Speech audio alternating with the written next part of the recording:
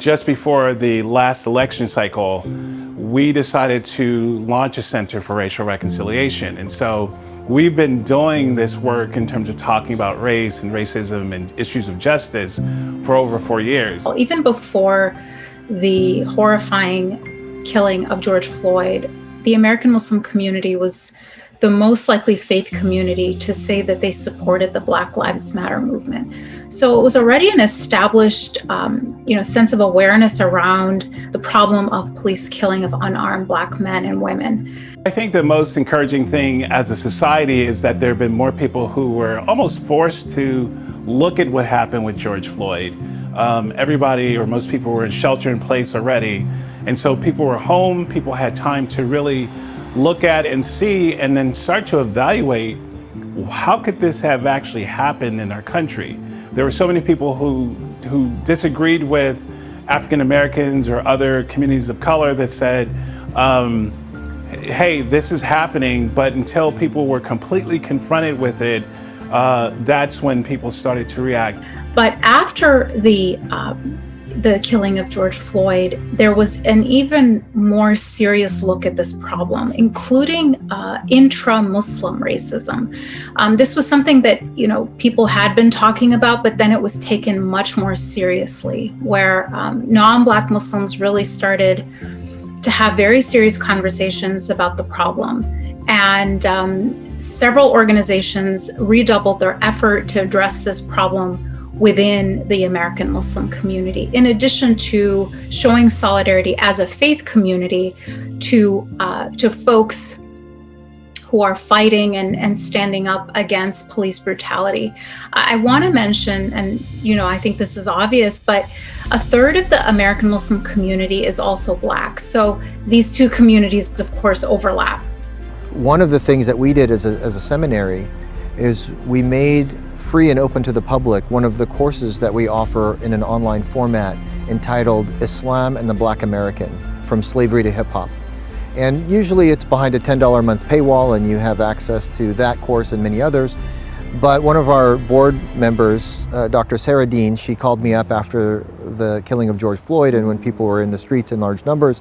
And she says, maybe we can contribute to the national conversation about race if we make this course free and available to the public. So I didn't think many people would tune into that, but within 4 days we had 6,000 people sign up for that course. And most of them, I think, were Muslims of immigrant backgrounds who were trying to understand the million or so Black American Muslims, about a third of our community here in the United States, that to understand their plight, their condition, their lived experience. So as a society, that's what I think, it was just this increased awareness. Now within the church, I think the same thing happened. In fact, for me, just in the work that I'm doing, I had over 200 white pastors all across the country contact us because they were already familiar with the center and ask questions on what can they do, how can they respond. And so I think this murder definitely has raised the awareness, but it also forced people to take that additional step of trying to learn why this has happened. While all these positive things were happening, in the back of my mind, I just had this thought that there's going to be a backlash. Because when there's ever been some sort of big movement around race in this country, there's always been pushback. Some of it has been soft pushback, but a lot of it has been fierce. And so with this particular case, I knew that there was going to be some pushback. I had actually kind of targeted or had in my head, give it 6 to 8 weeks before you really start to see this pushback within the church. And unfortunately, I was right. And you started to get this pushback where people were having conversations around race. They were trying to label it as something being leftist or something being Marxist. For example, there's been this big pushback with this thought of critical race theory. And so it became this thing of, we don't have to listen to you because you're talking through a lens of critical race theory. And for me, it was nothing more than a ruse of just, let's create a boogeyman. Let's say that it's critical race theory, and then let's say, instead of us talking about the real issue, which is the disproportionate number of African American men and women and other Black and brown people being murdered by the police. And so for me, it was more of a diversion tactic rather than someone or a group of people having a robust, honest conversation around the issue of racial injustice.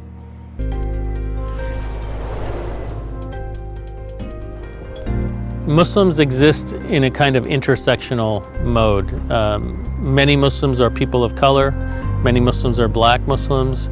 Of course, Muslims who are men and women face different obstacles in society.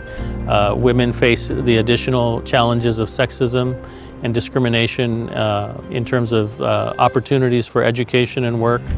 And so Muslims have a great sympathy, and they identify with the challenges that are faced by those who are suffering at the hands of racism and privilege in this country. Law professor Kimberly Crenshaw came up with this concept of intersectionality back in either the late 80s or early 1990s. And intersectionality, in a very, very short description, is really the importance of understanding everyone's identity, that everyone has more than one identity. So I'm more than just an African American. I'm African American male. My age matters.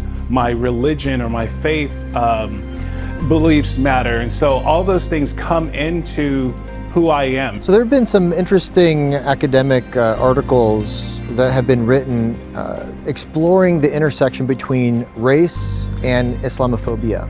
Basically, the argument goes that most Muslims are not white, different hues of brown or black, and the animosity, the antipathy, the negativity is somehow fused with a general racist attitude and perspective. And so Muslims are treated or viewed by the dominant sort of white culture as a racialized other, and not so much as a community of faith that might have particular different beliefs. In terms of Islamophobia, I was an Islamophobe. I was extreme Islamophobe, pastor, and I would say awful things. I thought you can't love Israel and love Muslims.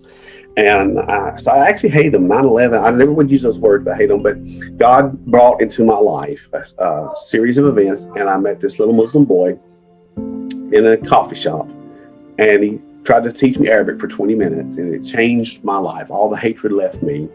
So I went from almost like overnight. It's just God.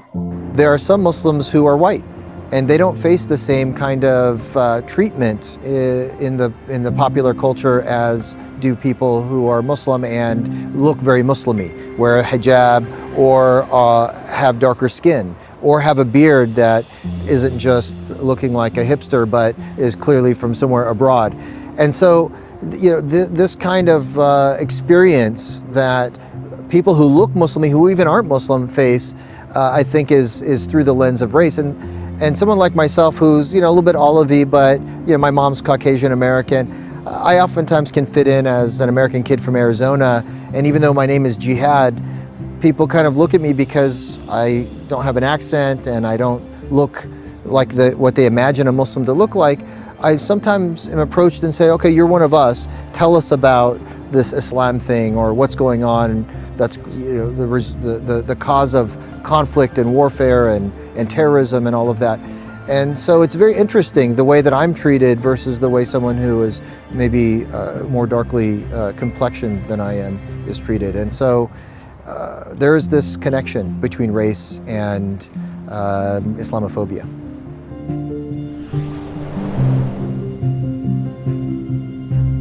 It turns out that our church told me we would have not been ready to move forward in this race issue had you not got us involved for the last 2 years in connecting with the mosque. I mean, that was huge. 2 years of eating together, hanging out together, becoming friends. And of course, when you're dealing with Muslims, you're dealing with other ethnicities, colors. I mean, you're not, you already are having to cross a huge barrier. So if you can cross that barrier, it's not such a big barrier to go to the next one. So the interfaith part helped lay the foundation for the other part. And when we're called upon, whether from the Islamic paradigm of none of you are a true believer until you love for your brother or sister what you love for yourself, or the Christian teaching of love your neighbor, love God with all your heart, but love your neighbor as you love yourself, these teachings call us to go beyond the comfort zone, go outside of our normal boundaries to a territory that might seem scary at first, but the courage that our faith gives us can help us overcome those trepidations. In the book of John, in the 17th chapter, there's this prayer of Jesus where he's talking about that those who would choose to follow him might be one. I actually believe that's possible. I think one of the things that I really wish Christians knew when it comes to issues of race is, number one, don't be afraid of the conversation. It's a conversation that's needed, but unfortunately it's been a conversation that's never been addressed head on. We've kind of snipped at the edges of having this conversation as opposed to saying, hey, let's sit down and let's wrestle with this. When I think of this period of history where we're at right now, and I think of all the isms that are dominating so much of the conversation, I think one of the things that we as people of faith, there's a lot of things we agree upon. There's a lot of values as Muslims and Christians that we actually hold in common. Family, children, a bright future. There's a bunch of things that we hold in common, and one of the things that I think can, as people of the book, that we can share together is we can state that these are values we share. These are God's values expressed, and we share those. And if we can pursue them where we can together, the influence just gets broader on all of society, as opposed to just our little pocket, our little echo chamber, this mosque, this church. But together we said, these are the things that we think God cares about, and therefore these are the things we care about. Family, our children, our community, being a blessing, not being a curse. There are places we can work together. The kinds of things that Muslims and Christians can do together to fight racism is first to truly educate themselves. And what I mean by that is to educate themselves about the structural nature of racism. I think that a lot of us simply don't understand the ways that our institutions reproduce racism. I think we're taught to only see racism in terms of microaggressions or individual to individual hostility. But it's far worse when it's the state perpetuating racism. And so I think educating ourselves and our communities about the nature of racism in the United States and its history, and it's very deliberate. These things just didn't happen. They are not organic. They are a very deliberate, they are the result of very deliberate decisions. And doing that self-education has to happen, in my opinion, before anything. The second step, though, is forging relationships based on a shared understanding of history. I think when we jump into relationships from a place of incredible ignorance, it actually doesn't help. It can actually make things worse. I think the second thing that the church can do is to just admit that there's systemic racism in our country. I think just by the initial admission that there's systemic racism in our country, that would change the focus, that would change kind of the solutions that we would have towards fixing racism in our country. One of the biggest problems that I think we have in our country is that in the church rather, is that there's a hyper focus when we do talk about race. There's a hyper focus on individual racism rather than institutional or systemic racism. And so for me, when I say systemic racism, that means that the average citizen, we can get along, we can be best friends even, but if we don't change the systems that advantage one group of people and disadvantages another group of people, it doesn't matter how many chicken dinners we have, it doesn't matter how many mutual joint services we have, if we don't go to the root of what's causing these disproportions in all fields, in all areas of one's life, until we actually address that, and which is systemic, which are laws, which are customs, which are practices, which are cultural beliefs and norms, until we address those things, we're not going to get very far.